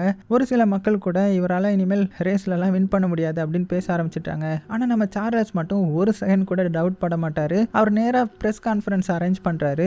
மக்கள், ரிப்போர்ட்டர்ஸ், கேமரா எல்லாமே நிறைய இருக்கும். அந்த ஸ்டேஜ் மேலே நின்ன சார்லஸ் வந்து செம கான்ஃபிடென்ட்டாக என்ன சொல்கிறாருன்னா, எதுவானாலும் ரெட்டு தான் சி பிஸ்கெட்டோடைய ஜாக்கி, அது மாறவே மாறாது அப்படின்னதும் அந்த வார்த்தையை கேட்டு வந்து ரெட் வந்து உள்ளுக்குள்ள ரொம்பவே எமோஷனல் ஆகிட்டான். ஏன்னா வாழ்க்கை முழுக்க மக்கள் அவனை ரிஜெக்ட் பண்ணது தான் அவன் பார்த்துருந்துருப்பான். ஆனால் இங்கே ஒருத்தரை வந்து அவனை நம்புறாரு இல்லையா. அது மட்டும் இல்லாமல் சார்லஸ் வந்து இன்னுமே ஒரு போல்டான அனௌன்ஸ்மெண்ட்டை பண்ணுறாரு. அவங்க நம்ம கிட்ட வரலன்னா என்ன, நம்ம ஈஸ்ட்டுக்கு போகிறோம் அப்படின்ற அந்த டயலாக் வந்து நாடு முழுக்க வைரல் ஆகிறது. அதுக்கப்புறம் 3 மனிதர்களும் ஒரு ஹார்ஸும் சரி ஈஸ்ட் அமெரிக்கா முழுக்க ஜேர்னியை வந்து ஸ்டார்ட் பண்ணுறாங்க. ஒரு சிட்டி அடுத்தது இன்னொரு சிட்டி, எங்கே போனாலுமே சார்லஸ் வந்து மக்கள் முன்னாடி நின்று பேசுவார். அவருடைய ஸ்பீச்சில் வந்து ஒரு விதமான ஃபயர் இருக்கும், ஒரு பிலீஃப் இருக்கும். அவர் வந்து நம்ம ரெட்டும் சி பிஸ்கெட்டும் நார்மலான ரேசஸ் கிடையாதுன்ற மாதிரி மக்களுக்கு வந்து ஃபீல் பண்ண வச்சிருவார். ஸோ கிரேட்டான டிப்ரெஷன் காரணமாக நம்பிக்கை இழந்திருந்த மக்கள் வந்து இந்த ஸ்டோரியில் தங்களுடைய வாழ்க்கையவே அதை பார்க்க ஆரம்பிச்சிட்டாங்க. அதனால இது இனிமேல் ஹார்ஸ் ரேஸ் இல்லை, ஒரு சிம்பிள். நார்மலான மக்களுக்கும் பவர்ஃபுல்லான எலைட்டுக்கும் எதிராக ஃபைட் பண்ணுற மாதிரி அது ஃபீல் ஆக ஆரம்பிச்சிருக்கும். ப்ரெஷர் நாளுக்கு நாள் அதிகமாக போக கடைசியில் அந்த வார் அட்மிரல் ஓனருக்கு வந்து சேலஞ்ச் அக்செப்ட் பண்ணாமல் இருக்கிறதுக்கு வேறு வழியே இருக்காது. ஆனால் அவர் ஸ்ட்ரிக்டாக ஒரு கண்டிஷன் போட்டால் ரேஸ் வந்து ஈஸ்ட் சைடில் இருக்கிற ஸ்டாண்டர்ட் ட்ராக்ல தான் நடக்கணும், வெஸ்டர்ன் ஸ்டைல் கோர்ஸ் கிடையாது, ஸ்டார்டிங் கேட்டும் கிடையாது, பெல் சிக்னலும் சரி. அதுக்கப்புறம் ரேஸ் வந்து நம்ம வார் அட்மிரல் ஹோம் கிரவுண்டில் தான் நடக்கணும் அப்படின்ற மாதிரி ஒரு ரூலை போட்டுறாரு. ஸோ அந்த அட்வான்டேஜ் முழுக்கவுமே அந்த வார் அட்மிரல் சைடுக்கு தான். ஆனால் சார்லஸ் வந்து ஒரு செகண்ட் கூட யோசிக்க மாட்டார். எல்லா கண்டிஷனுக்கும் ஓகேன்ற மாதிரி உடனே அக்செப்ட் பண்ணிடுறாரு. அந்த மூமெண்ட்டில் முழு அமெரிக்காவும் ஒரே ஒரு ரேஸ்க்காக வெயிட் பண்ண ஆரம்பிச்சிருக்கும். வார் அட்மிரல் வெர்சஸ் சி பிஸ்கெட், ஒரு சாம்பியன் வெர்சஸ் ஒரு சர்வைவர். ரேஸ்க்கு இன்னும் 2 வாரம் மட்டும்தான் இருக்குன்றதுனால டாமும் சார்லஸும் பார்த்தீங்கன்னா வார் அட்மிரலை சீக்கிரட்டாக அப்சர்வ் பண்ண ஆரம்பிச்சிட்றாங்க. அது ட்ரைனிங் பண்ணுறத தூரத்துலேருந்து அப்படியே குவைட்டாக வாட்ச் பண்ணுறாங்க. ஆனால் அவங்க பார்த்த விஷயம் அவங்களே ஷாக் ஆகிடுது. என்னன்னா வார் அட்மிரல் வந்து ஒரு சாதாரண ஹார்ஸ் கிடையாது, அது வந்து உயரமாக இருக்குது, பவர்ஃபுல், மஸ்குலர், அதோடைய ஸ்பீடு வந்து வேற லெவல். அது ஓடுறத பார்த்த டாம் வந்து உடனே ஒரு விஷயம் புரிஞ்சுக்கிறாரு.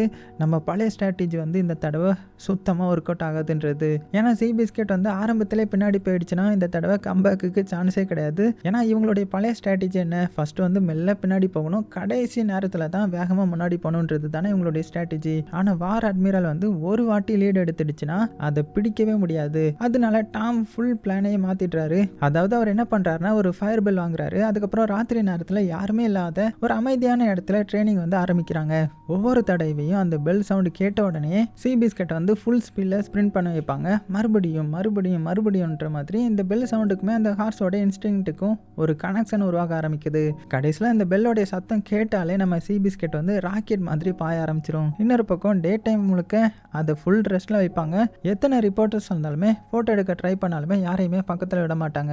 ஏன்னா டாமுக்கு தெரியும் இந்த 2 வாரம் சி பிஸ்கெட்டுக்கு வாழ்க்கையில் ஒரு முக்கியமான நாட்கள். இப்படியே சில நாட்கள் போக ஒரு ஸ்டேஜில் சி பிஸ்கெட் வந்து இருட்டில் கூட ஃபோக்கஸ் மிஸ் ஆகாமல் ஓட ஆரம்பிச்சிடும். அதோட நம்ம ரெட்டுக்கும் பாதி கண்ணு தானே தெரியும். இருந்தாலும் அவங்க 2 பேரும் ஒரே மைண்ட் மாதிரி மூவ் பண்ண ஆரம்பிச்சிருவாங்க. ஒருத்தருக்கு என்ன ஃபீல் ஆகுதோ அடுத்தவருக்கும் அதே ஃபீல் ஆகும். இப்படியே 2 வாரம் ட்ரைனிங்கும் முடிஞ்சிருது. சி பிஸ்கெட் வந்து பீக்கான கண்டிஷனுக்கு வந்திருக்கும். ஆனால் எல்லாமே ரெடி ஆயிடுச்சுன்னு நினைச்ச நேரத்தில் தான் வாழ்க்கை இன்னொரு அடியை கொடுக்குது. என்ன ஆகுதுன்னா ஒரு நாள் நம்ம ரெட்டோடைய பழைய எம்ப்ளாயர் வந்து அவனை தேடி வரான். இப்போ அவன் காசு இல்லாமல் வாழ்க்கையில் தோத்து போயிருப்பான். அவன் என்ன நினைக்கிறான்னா ரெட்டோடைய பேரை யூஸ் பண்ணி அவனுடைய காசு விலையை உயர்த்திக்கலான்ற மாதிரி. ரெட்டும் எதுவும் யோசிக்காமல் அவனுக்கு ஹெல்ப் பண்ண ஒத்துக்கிறான். இப்படி இருக்கச்சில ஒரு நாள் என்ன ஆகுதுன்னா ப்ராக்டிஸ் ரன் நடக்கும். அந்த நேரத்தில் பக்கத்தில் இருந்த டிராக்டர் வந்து திடீர்னு எக்ஸ்ப்ளோட் ஆகிரும். அந்த சத்தம் கேட்ட உடனே ஹார்ஸ் வந்து பேனிக் ஆயிருது. அது ரியரப் ஆகி கண்ட்ரோல் இழந்துருது. ரெட் வந்து அவனுடைய காலை ஃப்ரீ பண்ணுறதுக்கு முன்னாடியே அந்த ஹார்ஸ் வேகமாக ஓட ஆரம்பிச்சிடும். அடுத்த சில செகண்ட்லேயே நம்ம ரெட் வந்து அப்படியே தரையிலேயே இழுத்துட்டு போகப்படுறான். ஸோ மண், கல், ரத்தம் அப்படின்னு எல்லாமே மிக்ஸ் ஆகிருக்கும். கடைசியில் அந்த ஹார்ஸ் வந்து ஒரு ஸ்டேபிளான வால் மேலே மோதி நிற்க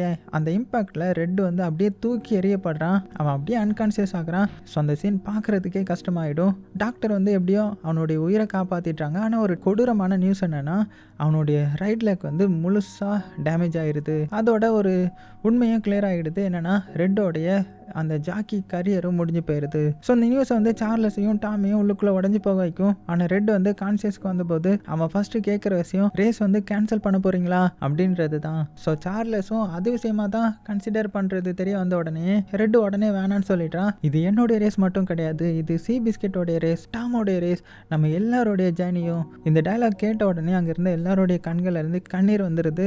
இப்படி இருக்கச்சில ஒரு 3 நாளைக்கு அப்புறம் ரெட் வந்து அவனுடைய பழைய நண்பன் ஒருத்தனை கூப்பிட்றான். நீ தான் இப்போ ரைட் பண்ணணுன்ற மாதிரி சொல்ல, அதுக்கப்புறம் சி பிஸ்கெட்டை பற்றியும் அவன் தெரிஞ்ச எல்லா விஷயத்தையுமே சொல்லி கொடுக்குறான். அதுலேயும் ரொம்ப இம்பார்ட்டண்ட்டான ஸ்ட்ராட்டஜி என்னன்னா, ஸ்டார்டிங்கில் சி பிஸ்கெட்டை லீடு எடுக்க விடு, ஃபைனல் டர்ன் வரும்போது கொஞ்சமாக ஸ்பீடை குறை, வார் அட்மிரல் வந்து பக்கத்தில் வரட்டும். ஒரு தடவை சி பிஸ்கெட் வந்து தன்னுடைய ரைவலை அப்படியே லாக் பண்ணிடுச்சுன்னா அதுக்கப்புறம் அதோடைய ஃபைட்டிங் இன்ஸ்டிங்க்ட் தான் ஒர்க் ஆகும் அப்படின்னு சி பிஸ்கெட்டை பற்றி எல்லாமே சொல்லி கொடுக்குறான். இப்படியே ஃபைனல் ரேஸும் வந்துடும். காலையில் முதலே பார்த்தீங்கன்னா ரேஸ் ட்ராக் வந்து ஃபுல்லாக க்ரௌடாக இருக்குது. ஸோ கார்ஸ் வந்து மைல் கணக்கான இருக்குது. மக்கள் வந்து ரேஸ் ஆரம்பிக்க பல மணி நேரத்துக்கு முன்னாடியே வந்து வெயிட் பண்ணிட்டு இருப்பாங்க. ஏன்னா இனிமேல் இது ஹார்ஸ் ரேஸ் கிடையாது, ஒரு லெஜெண்ட் உருவாக போகிற நாள். ரேஸ் நாளும் வந்துருச்சு. அந்த நாளுக்காக முழு அமெரிக்காவும் வெயிட் பண்ணிட்டு இருந்தாங்க இல்லையா. ஸோ பல ஃபேக்ட்ரிகள் அந்த நாளை முன்கூட்டியே க்ளோஸ் பண்ணிட்டாங்க. ஏன்னா ஒர்க்கர்ஸ் எல்லாருமே இந்த ரேஸோடைய ப்ராட்காஸ்ட் வந்து கேட்கணுன்றதுக்காக மில்லியன் கணக்கான மக்கள் ரேடியோ முன்னாடி உட்காந்து ஒரே எக்ஸைட்மெண்ட்ல வந்து வெயிட் பண்ணிட்டு இருந்தாங்க. ஆனால் பூக்கீஸ் பார்வையில் ஃபேவரட் யாருன்னா அந்த வார் அட்மிரல் தான். ஸோ ஆர்ட்ஸ் முழுக்க சி பிஸ்கெட்டுக்கு எதிராக தான் இருக்கும். ஆனால் ட்ராக்குக்கு வெளியில இருந்த ஆர்டினரி மக்கள் மட்டும் ஒரே ஒரு விஷயத்துக்காக ப்ரே பண்ணிட்டு இருந்தாங்க, ஒரே ஒரு தடவை இந்த அண்டர் டாக் ஜெயிக்கட்டும்ன்றது தான். ஏன்னா சி பிஸ்கெட் இப்போ ஒரு ஹார்ஸ் மட்டும் கிடையாது, ஒரு ஹோப், நம்பிக்கை, அடிப்பட்டும் எழுந்து நிற்கிற வாழ்க்கையோடைய ஒரு சிம்பிளே அவன் தான். ஸோ ரேஸ் ஆரம்பிக்கிறதுக்கு முன்னாடி டாம் வந்து ஒரு சைலண்டான ஒரு மூவ் பண்ணுறாரு.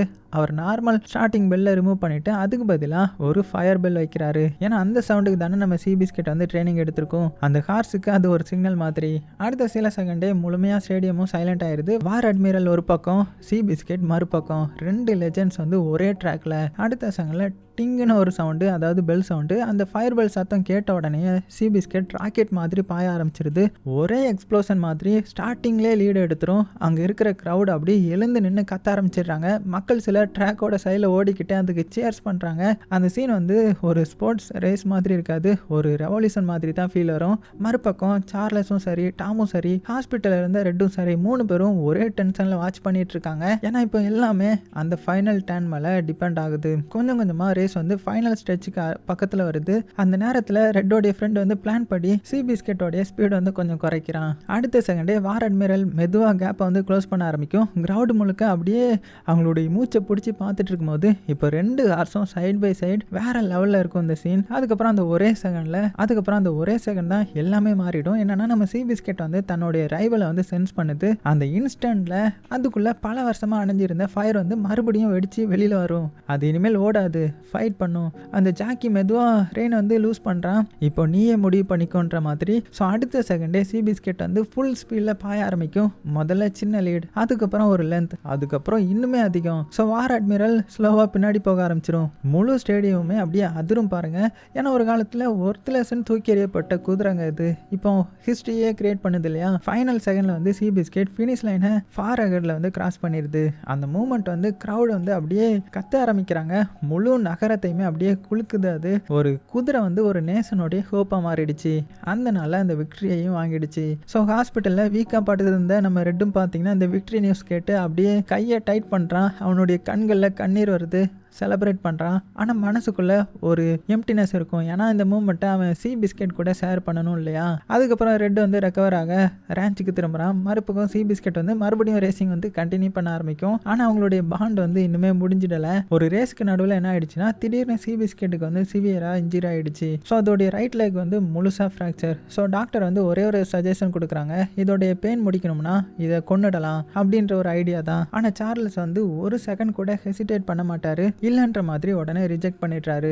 அவர் சி பிஸ்கெட்டை மறுபடியும் ரேஞ்சுக்கு வந்து கூட்டிட்டு வராரு. அங்கே ரெட் வந்து தன்னுடைய பழைய பார்ட்னரை மறுபடியும் பார்க்குறான். அவன் ஒரு காலோட ஸ்ட்ரகிள் பண்ணிக்கிட்டு மெதுவாக சி பிஸ்கெட் கிட்ட நடந்து வர அந்த சீன் வந்து ரொம்பவே எமோஷனலாக இருக்கும். ஏன்னா ஒரு புரோக்கன் மேன் இன்னொரு புரோக்கன் உயிரை பார்க்க வரான். அடுத்த சில நாட்கள் ரொம்பவே சிம்பிளாக போகும். நாய்ஸ் கிடையாது, க்ரௌடு கிடையாது, ரேஸ் கிடையாது. ரெட் தன்னுடைய இன்ஜுரி லெக் இருந்தாலுமே ஒவ்வொரு நாளும் மெதுவாக சி பிஸ்கெட் மேலே ரைட் பண்ணுறான். ஏன்னா அவனுக்கு தெரியும் இந்த ஹார்ஸ் அவனை எப்படி காப்பாற்றிச்சோ இப்போ அவன் அதை திரும்ப செய்யணும் இல்லையா. கொஞ்சம் கொஞ்சமாக சி பிஸ்கெட்டோடைய கால் சரியாக ஆரம்பிச்சிடும். அதுக்கப்புறம் ரெட்டும் சி பிஸ்கெட்டும் அடிக்கடி ஃபாரஸ்ட் ஸ்டைலில் வந்து வாக் போக ஆரம்பிக்கிறாங்க. அங்கே சூரிய ஒளி மரங்களுக்குள்ளே இருந்து விழும் இல்லையா, குளிர்ந்த காற்று வீசுது. பல நாட்களுக்கு அப்புறம் ரெண்டு பேருடைய மனசும் கொஞ்சம் அமைதியாக ஃபீல் பண்ண ஆரம்பிக்கும். சில நேரம் சி பிஸ்கெட் வந்து புல்லில் ரோலிங் பண்ணிட்டு குழந்தை மாதிரி விளையாடும். அதை பக்கத்தில் உட்காந்து பார்த்துக்கிட்டே ரெட் வந்து தன்னுடைய பழைய புக்கை வாசித்துட்டு இருப்பான். அந்த சின்ன மூமெண்ட்ல தான் அவங்களுக்கு உண்மையான பீஸும் கிடைச்சிருக்கும். ஒரு நாள் திடீர்னு காற்று வந்து வேகமாக அடிக்க ஆரம்பிக்கும். ஒரு பெரிய மரக்கிளை டக்குன்னு கீழே விழுந்துருது. அந்த சத்தத்துக்கு பயந்து போன சி பிஸ்கெட் வந்து திடீர்னு சில ஸ்டெப்ஸ் வந்து வேகமாக ஓடிடும். அந்த மூமெண்ட்ல ரெட்டோடைய ஃபேஸே மாறிடுது. ஏன்னா அவன் ஒரு விஷயத்த நோட் பண்ணியிருந்திருப்பான். இந்த குதிரைக்குள்ள இருந்த ஃபயர் வந்து இன்னுமே சாகல. அடுத்த நாள் ரெட் வந்து தன்னுடைய பழைய சேடில் எடுத்துட்டு வரான். அப்புறம் தன்னுடைய இன்ஜூர்டான லெக்குக்கு வந்து ஒரு உடன் சப்போர்ட்டை கட்டிக்கிறான். ஒவ்வொரு மூமெண்ட்டும் அவனுக்கு பெயின் தரும். ஆனால் அவனுடைய முகத்தில் மட்டும் ஒரு டிட்டர்மினேஷன் இருக்கும். மெதுவாக அவன் மறுபடியும் சி பிஸ்கெட் மேலே ஏறுறான். அந்த மூமெண்ட் ரெண்டு பேருக்கும் பழைய நினைவுகளை வந்து ஞாபகப்படுத்துது. அதுக்கப்புறம் அவங்க ரெண்டு பேரும் ஓப்பன் ஃபீல்டில் வந்து மெதுவாக ரைட் போக ஆரம்பிக்கிறாங்க. அது ரேஸ் கிடையாது, ட்ரைனிங் இல்லை, வெறும் ஒருத்தருக்கு ஒருத்தர் திரும்ப கிடைச்ச ஒரு ஃபீலிங். அப்படியே சில மாசங்களும் போகுது. ஒரு நாள் அவங்க வாக் பண்ணிட்டு இருக்கும்போது திடீர்னு கொஞ்சம் பறவைகள் வந்து மேலே பறந்து போகும். அந்த சத்தம் கேட்ட உடனே சி பிஸ்கெட் வந்து பார்த்தீங்கன்னா மறுபடியும் ஃபுல் ஸ்பீடில் ஓட ஆரம்பிச்சிடும். இந்த தடவை ரெட்டுக்கு வந்து தெளிவாக புரிஞ்சிடும், இது திரும்ப வந்துடுச்சு. அந்த ஸ்ட்ரென்த், அந்த ஸ்பிரிட், அந்த ஃபைட்டர் இன்ஸ்டிங்க்ட் வந்து எல்லாமே திரும்ப வந்துடுச்சு. ஸோ சி பிஸ்கெட் வந்து முழுசாக ஹீல் ஆயிடுச்சு. உடனே ரெண்டு ஒர்க்கர்ஸ் கிட்ட சொல்லி ஃபீல்டில் ஒரு ஸ்மால் ட்ராக் உருவாக்க சொல்கிறா. அதுக்கப்புறம் ஒவ்வொரு நாளும் மறுபடியும் ட்ரைனிங் ஆரம்பிக்குது. ஒவ்வொரு ரவுண்டாக சுற்றுறாங்க, ஒவ்வொரு லேப்பாக சுற்றுறாங்க. சி பிஸ்கெட் வந்து மறுபடியும் பழைய மாதிரி வேகமாக மாற ஆரம்பிச்சிருது. அது ஓடுற ஒவ்வொரு செகண்டுமே அதோடைய கான்ஃபிடென்ட் வந்து திரும்பி வந்துக்கிட்டே இருக்கும். ஒரு நாள் டாம் அங்கே வராரு. ஆனால் அவர் பார்த்த சீன் அவராலே நம்ப முடியல. அவருக்கு எமோஷனல் ஆகிடும். ஏன்னா அவர் முன்னாடி ஒரு புரோக்கன் ஹார்ஸ் இல்லை, மறுபடியும் உயிர் பெற்று நிற்கிற ஒரு சாம்பியன். அவர் அப்படியே அதை நின்று பார்த்துட்டு இருப்பாரு. இது உண்மையாகவே திரும்பி வந்துருச்சுன்ற மாதிரி. கொஞ்சம் நாள் அந்த நியூஸ் வந்து ரேடியோ வழியா நாடு ஃபுல்லாக ஸ்ப்ரெட் ஆகுது. சி பிஸ்கெட் இஸ் பேக். இந்த நியூஸ் கேட்ட உடனே ரெட் ஃபேஸில் ஆட்டோமேட்டிக்காக ஒரு ஸ்மைல் வந்துடும். ஏன்னா அவனுடைய வாழ்க்கையும் அந்த குதிரை மாதிரி தானே மறுபடியும் எழுந்து நிற்க ஆரம்பிச்சிருக்கும். அதுக்கப்புறம் சார்லஸும் டாமும் சி பிஸ்கெட்டை ரேஸ் ரிஜிஸ்டர் பண்ணுற இடத்துக்கு கூட்டிகிட்டு போகிறாங்க. அந்த நேரத்தில் கையில் கேனோட நம்ம ரெட் அங்கே வரான். மெதுவாக சார்லஸ் கிட்ட வந்து ஒரு லாஸ்ட் சான்ஸ், சி பிஸ்கெட்டை நான் ரைட் பண்ணணும் அப்படின்னு கேட்டதும், ஆனால் இந்த தடவை சார்லஸ் வந்து உடனே மறுத்துட்டாரு. ஏன்னா அவருக்கு தெரியும் நம்ம ரெட் வந்து இன்னுமே வீக்காக தான் இருக்கான். அவனுடைய லெக் வந்து இன்னும் சரியாகலை. ஒரு தவறான மூவ் அவனுடைய வாழ்க்கையே முடிச்சிடும். ஸோ ரெட் வந்து இப்போ அவருக்கு வெறும் ஒரு ஜாக்கி மட்டும் கிடையாது, ஒரு ஃபேமிலியும் கூட இல்லையா. ஸோ சார்லஸுக்கு வந்து மனசே வராது. ஆனால் ரெட்டோடைய ஃப்ரெண்டு மட்டும் அவனுடைய சைடில் வந்து ஸ்ட்ராங்காக இருப்பான். ஒரு ஜாக்கிக்கு ரைட் பண்ண முடியாமல் இருக்கிறது அவனுடைய ஒரு பாடி பார்ட்லேருந்து ஒன்று இழக்கிறத விட பெயினாக இருக்கும் அப்படின்னு சொல்ல. ஸோ மேரியும் பார்த்தீங்கன்னா மெதுவாக சார்லஸ் கிட்ட பேசுகிறாங்க, அவனை தடுக்காதீங்க, இது அவனுடைய வாழ்க்கை அப்படின்னதும் இறுதியில் நம்ம சார்லஸும் அமைதியாக ரெட்டை பார்த்துட்டே இருப்பார். அதுக்கப்புறம் மெதுவாக தலையாட்டி போ, நீங்கள் ரெண்டு பேரும் டிசர்வ் பண்ணுறீங்க அப்படின்னு சொல்லிடுறாரு. அந்த ஒரு மூமெண்ட்டில் ரெட்டு கண்களில் அப்படியே கண்ணீராக வந்துடும். அதுக்கப்புறம் ஒரு காலத்தில் உடஞ்சி போன ஜாக்கி, அதுக்கப்புறம் ஒரு காலத்தில் ஒருத்தலசன் தூக்கி எறியப்பட்ட அந்த குதிரை, ரெண்டு பேரும் மறுபடியும் ஸ்டார்டிங் லைனில் வந்து நிற்கிறாங்க. ஸோ இந்த சீனை பார்த்த க்ரௌடு வந்து அப்படியே எக்ஸ்ப்ளோஷன் ஆன மாதிரி கத்த ஆரம்பிக்கிறாங்க. ஆனால் சார்லஸ் மட்டும் இனிஷியல் ஸ்டாண்ட்ல இருந்து பார்க்க முடியாமல் இருப்பாரு. ஏன்னா அவருக்கு பயம், இந்த ரேஸில் ரெட்டுக்கு மட்டும் ஏதாவது ஆயிடுச்சுன்னா அவன் வந்து என்னை விட்டு பிரிஞ்சிடுவானோ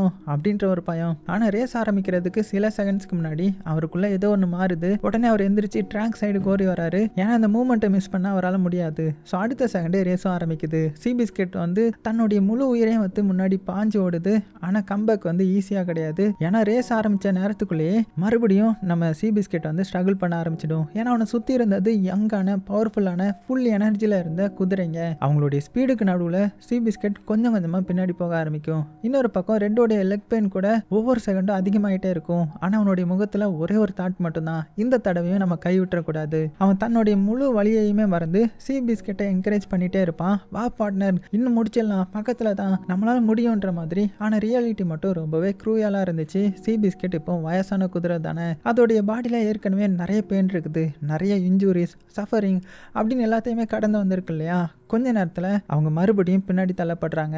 இதை பார்த்த க்ரௌட் வந்து அப்படியே சைலண்ட் ஆகிடுறாங்க. ஏன்னா அவங்க எல்லாருக்கும் தெரியும் இந்த ரேஸ் வந்து ஒரு ஹார்ஸோடைய ரேஸ் மட்டும் கிடையாது, உடஞ்சி போன ரெண்டு உயிர்களுடைய கடைசி போராட்டம். ஆனால் நம்ம ரெட் மட்டும் ஒரு செகண்ட் கூட கிவ் அப் பண்ண மாட்டான். உடஞ்ச லெக்காக இருந்தாலுமே அவனுடைய ரெயின் அப்படியே டைட்டாக பிடிச்சி கமான் சீபல், நம்ம ஸ்டோரி இன்னும் முடியலை அப்படின்னு கத்துறான். அந்த நேரத்தில் யாரும் எதிர்பார்க்காத ஒரு விஷயம் நடக்குது. என்னன்னா முன்னாடி ஓடிட்டு இருந்த அந்த ஜாக்கி இருக்கான் இல்லையா, அதில் ஒருத்தன் கொஞ்சம் வேகத்தை குறைச்சி வச்சு அப்படியே சி பிஸ்கெட் பக்கத்தில் வர ஆரம்பிக்கிறான். அவன் ரெட்டோடைய ஒரு பழைய ஃப்ரெண்டு தான். அவன் ஒரே ஒரு பார்வையில் நம்ம சி பிஸ்கெட்டுக்கு இப்போ என்ன தேவைன்றதை புரிஞ்சுக்கிறான். ஏன்னா அவனும் இந்த குதிரை மாதிரி ஒரு காலத்தில் ஸ்ட்ரகிள் பண்ணவன் தான். அதனால அவனுடைய விக்டரி சான்ஸை கூட மறந்து சி பிஸ்கெட்டுக்கு வந்து ஹெல்ப் பண்ண முடிவு எடுக்கிறான். என்ன பண்ணுறான்னா சி பிஸ்கெட் பக்கத்தில் ஓடிக்கிட்டு போ முன்னாடி போ, அவனை முன்னாடி கூட்டிட்டு போ அப்படின்னு கத்த இந்த வார்த்தை சி பிஸ்கெட்குள்ள இருந்த பழைய ஃபயரை வந்து மறுபடியும் எழுப்பிடுச்சு. தொலைவுல இருந்து இதெல்லாம் பார்த்துட்டு இருந்த சார்லஸ் வந்து அப்படியே எமோஷனல் ஆகிட்டாரு. அவர் ட்ராக் சைட்ல நின்று தன்னுடைய முழு மனசோட கத்த ஆரம்பிக்கிறாரு. Come on C biscuit, come on my boy அப்படின்னு இந்த வாய்ஸ் வந்து சி பிஸ்கெட் காத்துல விழுற மூமெண்ட்ல